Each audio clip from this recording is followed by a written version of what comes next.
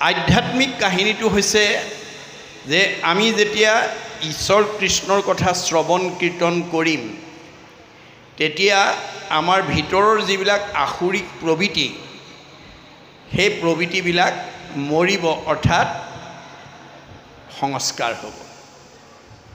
গতিকে তিনি গুণময় আসুৰিক ভাৱবিলাক আমি যেতিয়ালৈকে মাৰিব নোৱাৰিম তেতিয়ালৈকে আমাৰ মনে এই বিনাশী সম্পদৰ মায়া মোহৰ প্ৰতি আসক্ত হৈ থাকিব।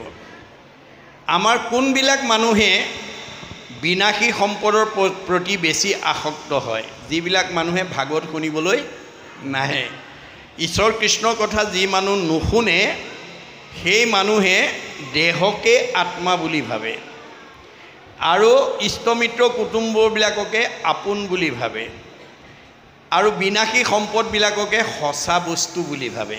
মনত ৰাখিব কথাটো, আমাৰ সমাজত মিছাক সঁচা বুলি ভাবা মানুহৰ সংখ্যা বেছি, কাৰণ তেওঁলোকে নাজানে যে এইবিলাক অনিত্য, এইবিলাক যে আমি লগত নিব নোৱাৰা ধন এইটো কথা নাভাবে।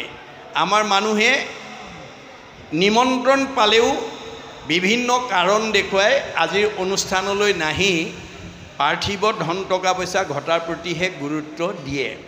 কিন্তু আমাৰ গুৰুজনে কি কৈছে যে তুমি ধন টকা পইচা ঘটা, কিন্তু অকল নিব নোৱাৰা ধনতে আসক্ত হৈ নাথাকিবা।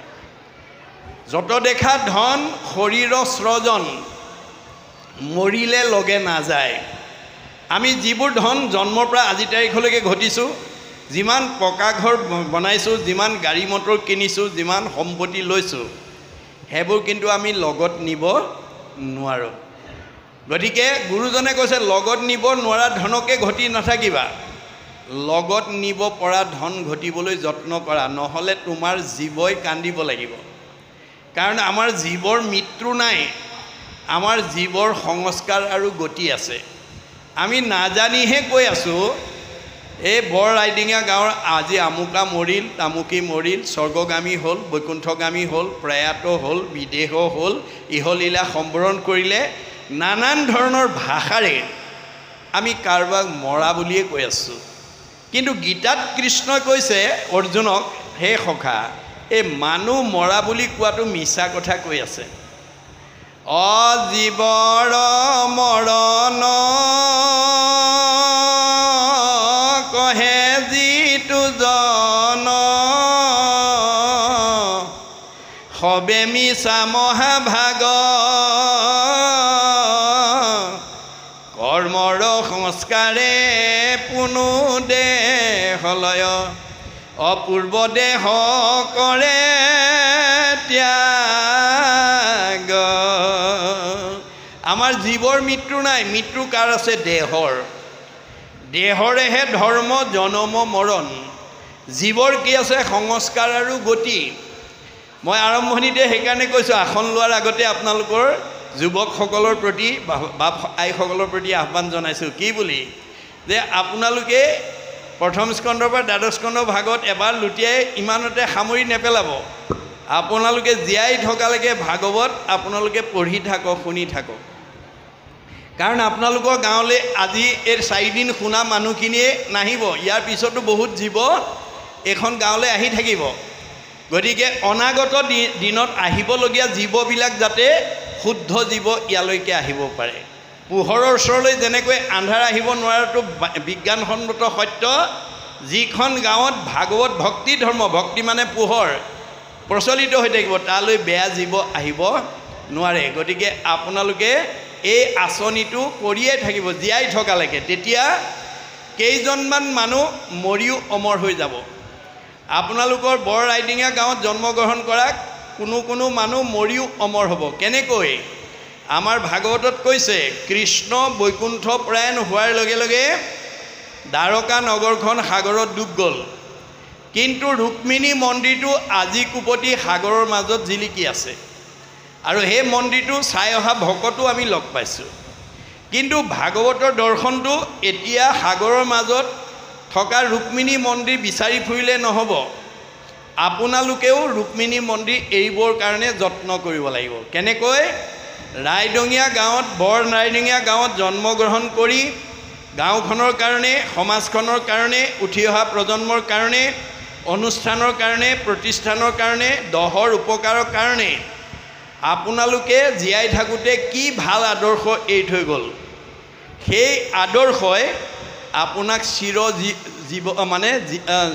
চিৰঞ্জীৱী কৰি ৰাখিব মানে চিৰসেউজীয়া কৰি ৰাখিব আপুনি মৰিও অমৰ হ'ব আজি শংকৰ মাধৱ আমাৰ মাজত কায়িকভাৱে নাই মহাত্মা গান্ধী নাই জ্যোতিপ্ৰসাদ আগৰৱালা ৰাভাকে প্ৰমুখ্য কৰি মহান মহান পুৰুষসকল আজি আমাৰ মাজত কায়িকভাৱে নাই কিন্তু তেওঁলোকে জগতৰ উপকাৰৰ কাৰণে সমাজৰ উপকাৰৰ কাৰণে অনুষ্ঠানৰ উপকাৰৰ কাৰণে যিবিলাক আদৰ্শ দি থৈ গ'ল সেই আদৰ্শই আজি তেওঁলোকক চিৰসজীৱ কৰি ৰাখিছে আপোনালোকেও এইখন গাঁৱত জন্মগ্ৰহণ কৰি গাঁওখনৰ কাৰণে সমাজখনৰ কাৰণে উঠি অহা প্ৰজন্মৰ কাৰণে যদি অনুষ্ঠান প্ৰতিষ্ঠানৰ কাৰণে কিবা এটা অৱদান দি থৈ যাব পাৰে সৎ অৱদান দি থৈ যাব পাৰে সেই অৱদানে আপোনালোকক চিৰসজীৱ কৰি ৰাখিব দেহৰ মৃত্যু আছে আত্মাৰ মৃত্যু আহিলে আত্মাৰ মৃত্যু নাই আত্মাৰ কি আছে সংস্কাৰ আৰু গতি আছে আপোনালোকে এনেকৈ যদি প্ৰতি বছৰে ভাগৱত শুনি থাকিব পাৰে তেতিয়াহ'লে আপোনালোকৰ জীৱটো সংস্কাৰ হৈ যাব সংস্কাৰী জীৱই জীয়াই থাকোঁতে শান্তি পাব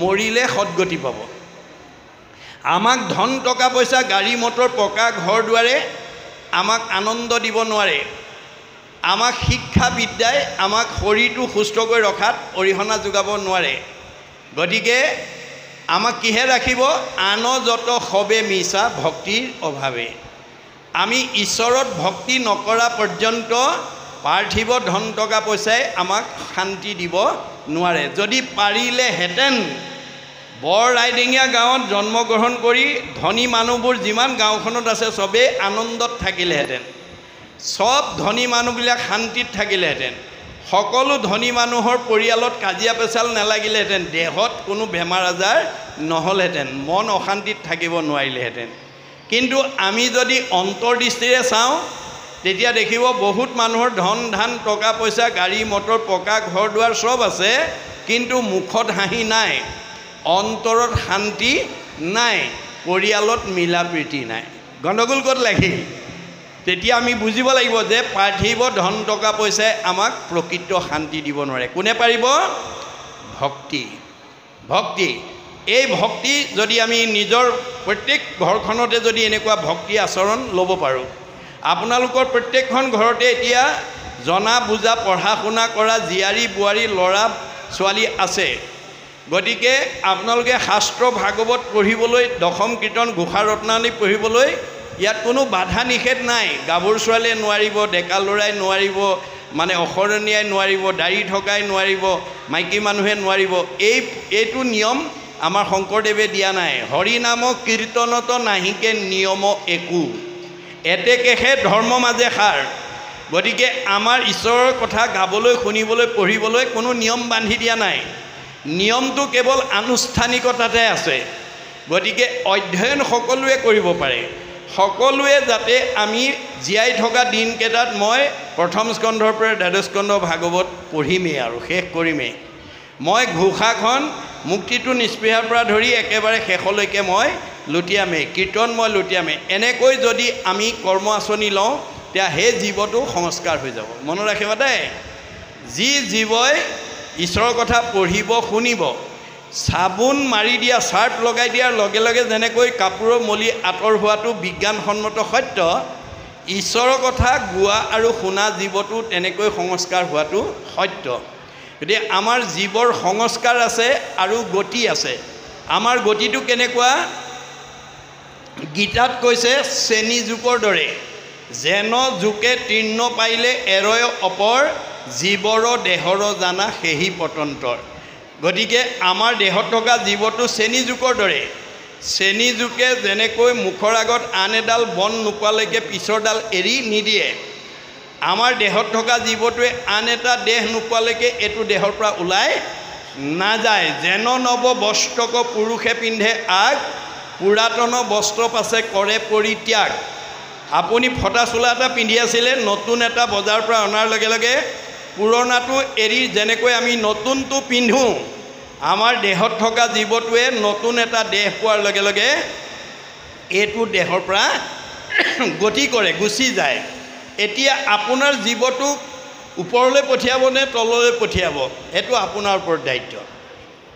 আপুনি আজিৰ দৰে যদি ভাগৱত চৰ্চা কৰি থাকে, মই ভাগৱতক প্ৰাধান্য এইকাৰণে দিছোঁ, সমস্ত বেদ বেদান্তৰ সাৰ ভাগৱতত আছে। আমি ভাগৱতখন যদি প্ৰথম স্কন্ধৰ পৰা দ্বাদশ স্কন্ধ ভাৱত শুনিব পাৰোঁ, বুজিব পাৰোঁ, পঢ়িব পাৰোঁ, আমাৰ জীৱ সংস্কাৰ হৈ যাব। গতিকে আমি ঈশ্বৰৰ কথা শ্ৰৱণ কীৰ্তন কৰিলে জীৱ সংস্কাৰ হয় আৰু সি ঊৰ্ধ্বগতি হয়। জীয়াই থাকোঁতে শান্তি পায়, মৰিলে সদগতি পায়। আৰু যি জীৱই শাস্ত্ৰ ভাগৱত নুশুনে, সি জীয়াই থাকোঁতে অশান্তিত পায়, মৰিলে অধোগতি যায়। এয়াই হৈছে জীৱন চক্ৰ।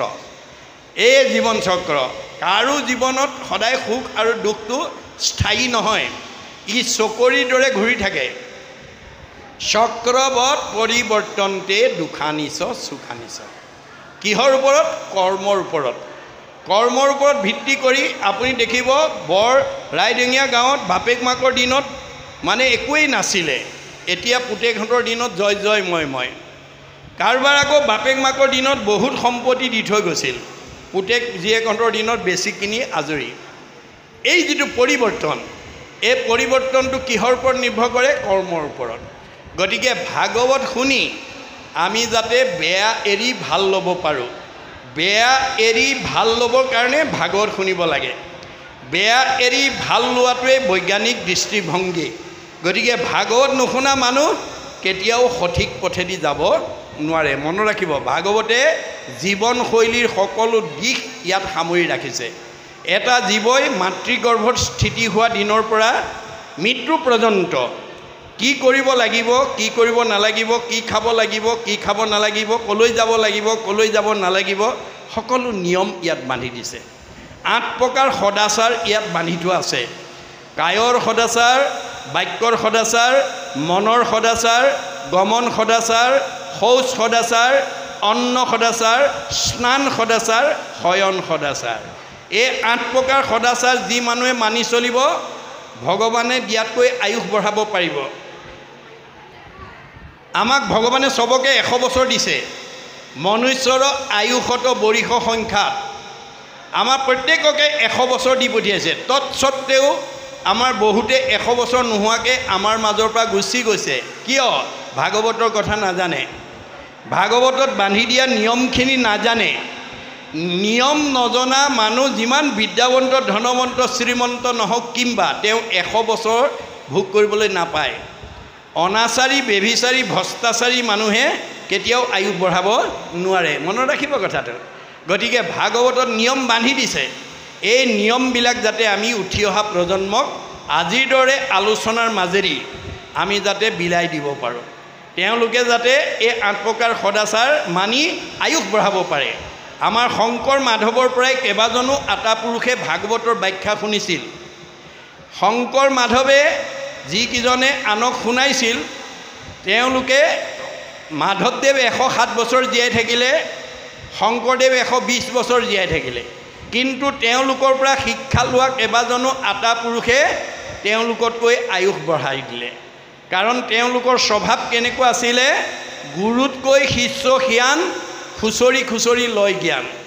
তাৰমানে নজনা কথাবোৰ চব শিকি লৈ পেলাই শংকৰ মাধৱতকৈও আয়ুস বঢ়ালে।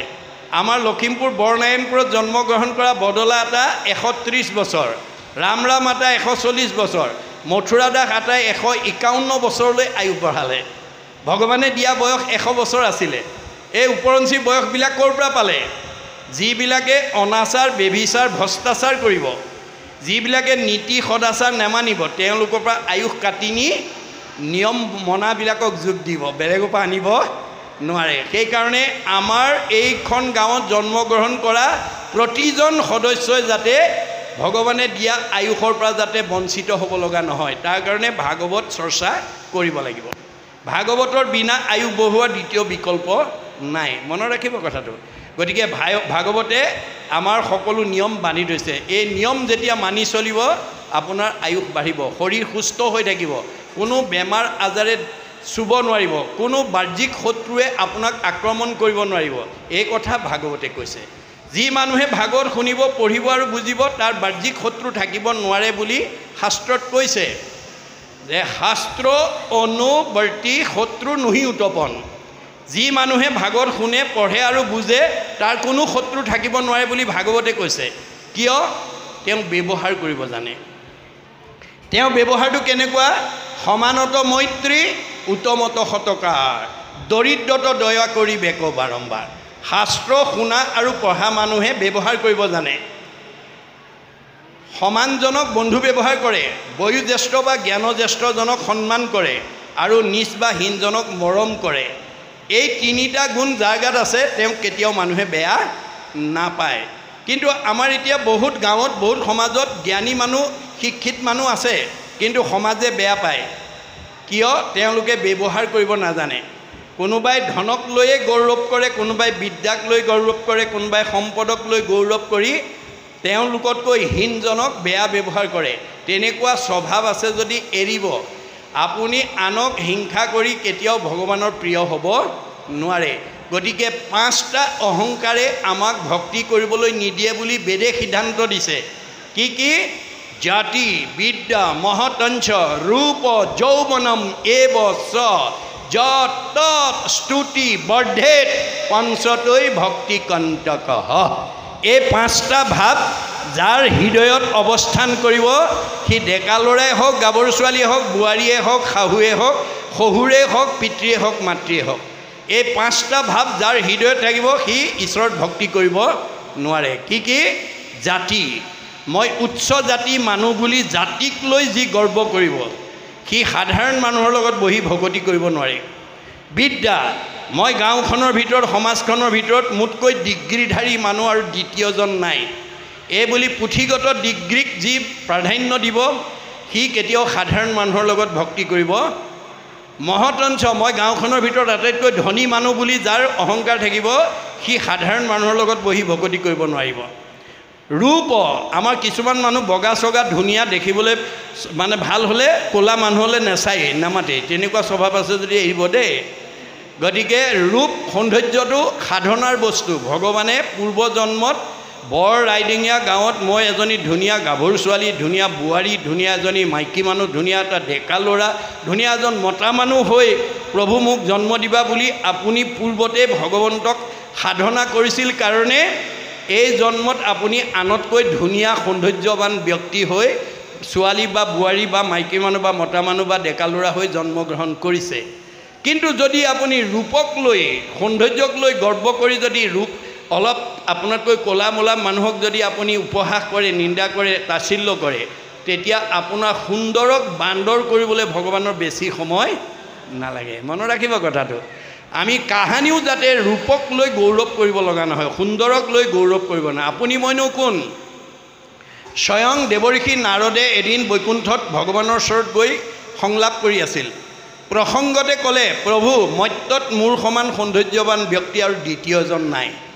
কৃষ্ণই মিচিককৈ হাঁহি মাৰি ক'লে, নাৰদ মোৰ আগতে যি ক'লা এই কথা আনৰ আগত নক'বা। নাৰদে মনে মনে শুনি থাকিলে। নামি অহাৰ লগে লগে আকৌ তেওঁ মনৰ ভাৱটো আহি গ'ল, মই দেখিবলৈ ধুনীয়া, এইটো কথা ক'লেও দুখ লাগে নেকি, এই বুলি তেওঁ মনত আকৌ অহংকাৰ ভাৱটো আহি গ'ল। ভগৱানে আকৌ গম পাই গ'ল, সকলোৰে হৃদয়তে ভগৱান আছে, আপুনি কি ভাবে তেওঁ আগতেই জানে। এওঁ অহংকাৰ হৈ গ'ল। এওঁৰ এই ৰূপৰ অহংকাৰটো যদি মই তেওঁক মানে আঁতৰাই দিব নোৱাৰোঁ, অনাগত দিনত এওঁ সমাজৰ অপ্ৰিয় হৈ যাব। এই বুলি নাৰদক সংস্কাৰ কৰাৰ উদ্দেশ্যে তেওঁ গৈ থকা বাটতে যুগবলে এখন স্বয়ম্বৰ পাতি দিলে। স্বয়ম্বৰৰ কন্যাগৰাকী বিশ্ব সুন্দৰী, তেওঁ সুন্দৰকে মালা পিন্ধাব। নাৰদৰ কাণত কথাটো পৰি গ'ল। নাৰদে ভাবিলে মোতকৈতো সুন্দৰ আৰু দ্বিতীয়জন নায়েই, গতিকে আজি এইগৰাকীক ময়ে লোৱা হওক আৰু এই বুলি স্বয়ম্বৰৰ প্ৰথম আসনতে তেওঁ গৈ বহিলগৈ। কাষতে গন্ধৰ্ব, তাৰপিছত ৰজা মহাৰজা। দেৱতাৰ ভিতৰত গন্ধৰ্ববিলাক ধুনীয়া। কইনাই যেতিয়া মালা লৈ আহিছে, নাৰদে ভাবিলে মোৰ ডিঙিতটো আজি সোমাবই আৰু আহি ওচৰ পোৱাৰ লগে লগে ডিঙিটো যেতিয়া আগবঢ়াই দিছে, কইনাই তেওঁলৈ কটাক্ষ দৃষ্টিৰে চাই যেতিয়া আগবাঢ়ি গুচি গ'ল, তেতিয়া গন্ধৰ্বজনক কৈছে, হেৰা কি হ'ল? বোলে তুমি আইনাখন চোৱাগৈচোন। আইনাখন চাইছে, নাৰদ বান্দৰ হৈ আছে। বুজিছে নাই? নাৰদক ভগৱানে বান্দৰ কৰি বহুৱাই থৈ দিছে। নাৰদে গম পাই গ'ল, এইটো প্ৰভুৰ কাম। তেওঁ লগে লগে অভিশাপ দিলে, প্ৰভু তুমি যেনেকৈ মোক বান্দৰ কৰিলা এদিন তুমিও এই বান্দৰৰ সহায় লৈহে উদ্ধাৰ হ'ব পাৰিবা এই বুলি পেলাই অভিশাপ দি দিলে যাৰ কাৰণে ত্ৰেতা যুগত ৰাম অৱতাৰত বান্দৰৰ সহায় লৈ সীতাক উদ্ধাৰ কৰিব লগা হৈছে এইবোৰ কাহিনী উপকাহিনী ইয়াৰ মাজেদি আমাক কি শিক্ষা দিছে যে আমি পাৰ্থিৱ বিনাশী ধন টকা পইচা ৰূপ যৌৱনক লৈ যাতে অভিমান কৰিব লগা নহয় অভিমান কৰিব পাৰিব অতি সোনকালে আপুনি পতন হ'ব লাগিব অভিমানে অহংকাৰে জীৱনলৈ পতন নমাই আহে গতিকে ভাগৱত শুনাৰ পিছত যিসকলে একান্ত মনে ভাগৱতৰ অৰ্থ বুজে তেওঁ গাঁওখনৰ ভিতৰত যিমান ধনী মানি বিদ্যাৱন্ত হ'লেও অভিমান আৰু অহংকাৰ নকৰে অহংকাৰ শূন্যজনৰ লগতে ভগৱন্ত চৈতন্যৰূপে থাকে অহংকাৰীজনৰ ওচৰৰ পৰা আঁতৰি গুচি যায় গতিকে কোনো ধৰণৰ অহংকাৰে যাতে আমাক বিপথে পৰিচালিত কৰিব লগা নহয় তাৰ কাৰণে আমি ভাগৱত শুনিবলৈ আহিব লাগে শ্ৰদ্ধাৰ বাপজনে ভাগৱত পঢ়াৰ কথা ইয়াত প্ৰসংগক্ৰমে উল্লেখ কৰিছে যে সকলোৱে আমি ভাগৱত পঢ়িব পাৰোঁ ভাগৱত সাধাৰণতে আমাৰ গোসাঁই ঘৰ নামঘৰ আদি এই অনুষ্ঠানসমূহতহে আমি ভাগৱত ব্যাখ্যা কৰিব লাগে গৃহত ভাগৱত ব্যাখ্যা কৰিব নাপায় এই কথা আমি প্ৰায় বয়োজ্যেষ্ঠ লোকৰ পৰা আমি সেই কথাষাৰ শুনি থাকোঁ তাৰোপৰি আমি মহিলাসকলে যিসকল ইচ্ছুক আমাৰ সেইসকল মহিলাই ভাগৱত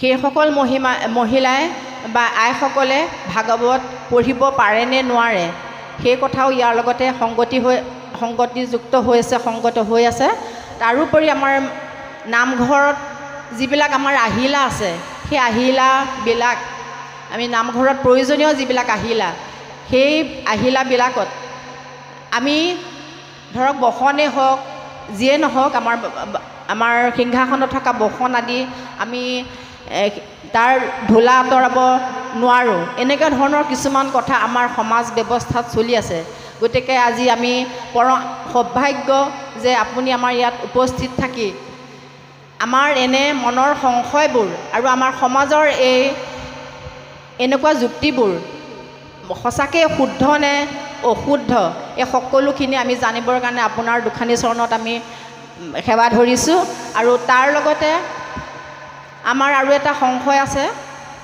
আপুনি কুন্তীৰ প্ৰসংগ ওলাইছিলে কুন্তীৰ প্ৰসংগত ওলাওঁতে শ্ৰীকৃষ্ণৰ পেহীয়েকৰ কথা যেতিয়া ওলাইছে দ্বাৰকালৈ যাওঁতে শ্ৰীকৃষ্ণই কুন্তী দেৱীক কি লাগে বুলি সোধোতে তেখেতে দুখকেহে বিচাৰিছে দুখ নাথাকিলে আমি ভগৱন্তৰ চৰণৰ ওচৰলৈ যাব নোৱাৰোঁ এনেকুৱা ধৰণৰ কথা আমি আপোনাৰ মুখৰ পৰাও জানিছোঁ আৰু অলপ ভকত বৈষ্ণৱৰ মুখৰ পৰা আমি সেই ভাগ শুনিছোঁ আমি একেবাৰে অপন্যত আমাৰ মনত এইবিলাক সংশয় আছে আৰু আমি ভকত বৈষ্ণৱৰ পৰা শুনিছোঁ যে আমাৰ কীৰ্তনৰ প্ৰথম যিটো আমাৰ শ্ৰীকৃষ্ণাই বাসুদেৱাই দৈৱকী নন্দনাই এই স্তৱক ভাগ এই শ্লোক ভাগ কুন্তী দেৱীয়ে কৰা শ্লোক বুলি আমি শুনিছোঁ যে ইমান বিজ্ঞ পণ্ডিতসকল থকাৰ পাছতো কুন্তী দেৱীয়ে কৰা ভগৱন্তৰ প্ৰতি স্তুতিভাগ কীৰ্তন পুথিত সন্নিৱিষ্ট কৰিছে ইয়াত আমাৰ অকণমান মনত ভাৱ হৈছে গতিকে আপুনি আমাৰ মনৰ সংশয় দূৰ কৰি আমাৰ সমাজৰ সংশয়বোৰ দূৰ কৰি আপুনি আমাক কৃতাৰ্থ কৰিব বুলি আপোনাৰ চৰণ কমলত আমি সেৱা নিবেদন কৰিছোঁ কৃষ্ণ প্ৰশ্নকৰ্তা আইগৰাকীলৈ মই আন্তৰিক শ্ৰদ্ধা নিবেদন কৰিছোঁ তেখেতে প্ৰসংগক্ৰমে প্ৰশ্নকেইটা উপস্থাপন কৰিছে ভাল হৈছে মই আপোনালোকক কৈছোঁ যে আমাৰ কিছুমান পৰম্পৰা নীতি আমাৰ সমাজত প্ৰচলিত হৈ আছে শংকৰদেৱে কৈছে পৰম্পৰা ধৰ্ম নহয় পৰম্পৰাবিলাক এটা এটা সময়ৰ মানি চলা নিয়ম ই গতিশীল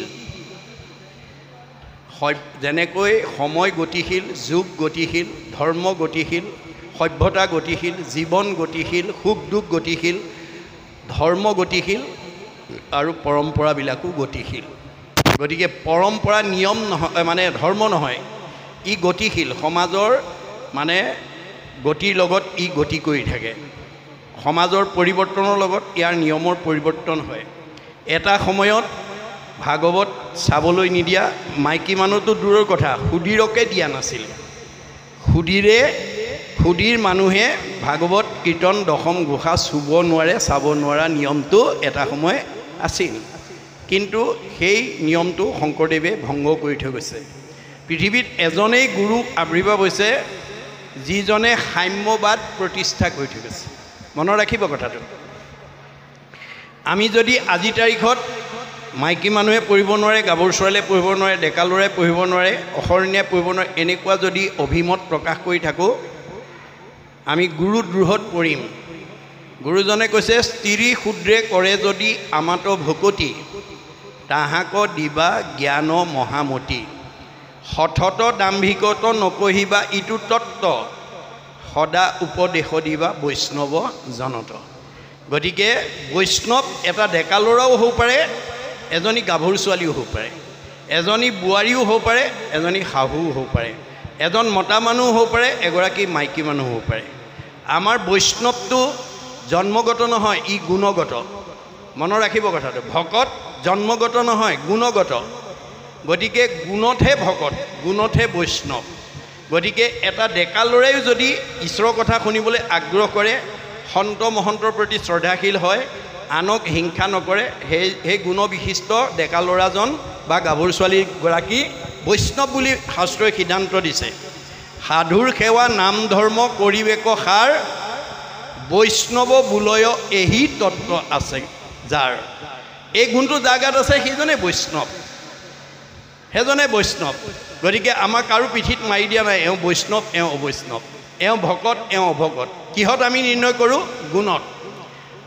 বৃথা বাক্য নবুলিব, নামাতিব মিছা, কৃষ্ণ কথা শুনিবলৈ কৰিবেক ইচ্ছা, নকৰিব প্ৰাণী হিংসা, মনে একোজন, সদায়ে চিন্তিব মাত্ৰ কৃষ্ণৰ চৰণ।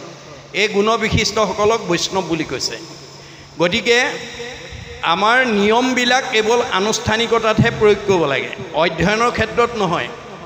এতিয়া আছামিজত MA পাছ কৰা ছাত্ৰ ছাত্ৰীয়ে টেবুলতে ভাগৱত গীতা দশম কীৰ্তন ঘোষা ৰত্নাৱলী লৈ পঢ়ি মাষ্টাৰ ডিগ্ৰী লৈছে।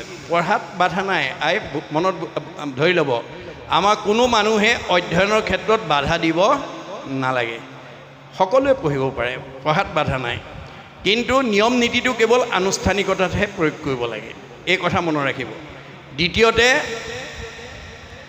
আমাৰ কুন্তী আইৰ যিটো মানে বেদনা, যিটো আবেদন, সেইটো তেওঁ নিজকে লৈ কৈছে যদিও আমাৰ জগতৰ লোকৰ কাৰণে দেখাইছে। কিয়? আমাৰ পাৰ্থিৱ সম্পত্তিবিলাক বিনাশী, বিনাশী সম্পত্তিবিলাকৰ মোহত যদি আমাৰ মনটো পৰে, অবিনাশী ভক্তিৰ পথৰ পৰা তেওঁ বিচলিত হ'ব লাগে। মই তাৰ উদাহৰণ এটা দাঙি ধৰিছিলোঁ শাস্ত্ৰৰ মাজেদি। যেন বস্ত্ৰ বায়ু নিয়ে পশ্চিমে উৰুৱাই, পূবক খেৰিলে জানো সিটো বস্ত্ৰ পায়। বতাহে পশ্চিম ফালে উৰুৱাই নিয়া কাপোৰ এখন পাবৰ কাৰণে যদি কোনোবাই পূব ফালে দৌৰি থাকে, সি কেতিয়াও সেইখন বস্ত্ৰ পাব নোৱাৰে। আমাৰ মনটো যদি বিনাশী সম্পদৰ প্ৰতি ধাৱমান হয়, তেতিয়া আমাৰ জীৱই কেতিয়াও ভক্তিৰ অধিকাৰী হ'ব নোৱাৰে। সেইকাৰণে কুন্তীয়ে বিনাশী ধন সম্পদৰ পৰিৱৰ্তে অবিনাশী ভক্তি বিচাৰিছে। যে নমাগো সুখ ভোগ, নমাগো মুকুতি, তোমাৰ চৰণে মাত্ৰ থাকুক ভকতি। শিৱই অৱশেষত সেইটো ক'বলৈ বাধ্য হ'ল। প্ৰথমতে কিন্তু মায়া চাবলৈ যাওঁতে বাধা দিওঁতে তেওঁ দামফি মাৰিছিল। দহি আছোঁ মদনক কিছু শংকা নাই, কি কৰিব পাৰে তোমাৰ স্ত্ৰীৰ মায়াই, অহংকাৰ কৰিছিলে। গতিকে অহংকাৰটো যেতিয়া মানে মোহিনীৰ ৰূপত খৰ্ব হৈ গ'ল, অৱশেষত তেওঁ যেতিয়া কটিত পিন্ধা বাঘৰ ছালো ক'ত পৰিলে ক'ব নোৱাৰা হ'ল, তেতিয়া গৈ ক'বলৈ বাধ্য হ'ল, মই ত্ৰিজগতপতি মূৰ ভৈলা হেন গতি, আনে কোনে থিয় হৈব আত, যিজন ভকতিহীন সি দেখে হৰিক ভিন, সবে বন্দী বিষ্ণুৰ মায়াত। আমাৰ সকলো ধনী দুখীয়া বিদ্যাৱন্ত বিদ্যাহীন সকলো আমি ঈশ্বৰৰ মায়াত বন্দী হৈ আছোঁ। গতিকে তেওঁৰ মায়াটো হৈছে মা পদে নেতিবাচক নাই, ইয়া পদে ইতিবাচক আছে। যিটো বস্তু আজি আছে কালিলৈ নাই, তাতেই আমি মোহিত হৈ আছোঁ। যে আমি দেখাবোৰ চব মিছা বুলি কৈছে মাধৱদেৱে, সঁচাৰ প্ৰতি চিনাকি কৰি দিছে। হৰিষী কেৱলে সঁচা মাত্ৰ, ৰাম ৰাম ৰাম ৰাম ৰাম, তান্ত বিনে মিছা যত দেখি শুনি মানে। আমি চকুৰে যিমান দেখিছোঁ, কাণেৰে যিমান শুনিছোঁ, চব মিছা, সঁচা কেৱল হৰি। গতিকে যিটো মিছাত আকৌ আশা কৰি ৰাম ৰাম ৰাম ৰাম ৰাম, দুৰাচাৰ মন মৰহ কেন অজ্ঞানে। আমি মনটো সদাচাৰ কৰিব নোৱাৰাৰ কাৰণে দুৰাচাৰ মনৰ কবলত পৰি আজি আমাৰ উঠি অহা প্ৰজন্মই বহুতে নাখাবলগীয়া খাইছে, নকৰিবলগীয়া কাম কৰিছে, নাযাবলগীয়া ঠাইলৈ গৈছে, যাৰ কাৰণে শৰীৰটো সুস্থ ৰাখিব পৰা নাই, অকালতে মৃত্যুক সাৱটি ল'ব লগা হৈছে। তাৰ কাৰণে দায়ী কোন? মন। মনক দায়ী কৰিছে ভাগৱতে। মনে পাপ কৰে যায় লাগয় জীৱত, সিকাৰণে জীৱে দুখ ভুঞ্জে সংসাৰত। আজি মনক সংযম কৰিব, এনেকুৱা পৰিৱেশ প্ৰত্যেকখন গাঁৱতে যদি ৩-৪ দিন দুদিনকৈ আমি কৰিব পাৰিলোহেঁতেন, সব উঠি অহা প্ৰজন্মবিলাক সংস্কাৰ হৈ গ'লহেঁতেন। কিন্তু আমাৰ বহুত গাঁৱৰ মানুহ সচেতনতাৰ অভাৱ হৈ আছে। ধন টকা পইচা আছে, কিন্তু সৎ কাম কৰিব নোৱাৰে, নাভাবে। গতিকে ভাবিব লাগিব। সেই শিক্ষা আমাক মহাপুৰুষে দিছে। আৰু কি আছিলে? দুটা গ'ল, তৃতীয় কি আছিলে? হৈ গ'ল নে? এইটো কুন্তি আই যাবৰ সময়ত যিটো নিবেদন কৰিছে, অৰ্থাৎ সঁচা কথাটো মাইকী মানুহে ক'লেও মানিব লাগিব, সৰু ল'ৰাই ক'লেও মানিব লাগিব, মানে বুঢ়া মানুহে ক'লেও মানিব। সঁচাটো সকলোৰে কাৰণে গ্ৰহণযোগ্য। সঁচা আৰু সত্যটোক আমি সকলোৰ পৰাই ল'ব লাগিব। মিছাটো কোনোবা বেছি বিদ্যাৱন্ত মানুহে মিছা কথা ক'লে বুলি সেইটোক আমি সঁচা বুলি মানিলে ভুল কৰা হ'ব। গতিকে সঁচা কথাটো মাইকী মানুহে কওক বা ডেকা ল'ৰাই কওক, গতিকে সেইটো আমাৰ সঁচা এটা কথা ইয়াত সন্নিৱিষ্ট কৰাটো মানে কুন্তীয়ে ক'লে বুলি যে কৰিব নালাগিব তেনেকুৱা কোনো বাধা নিষেধ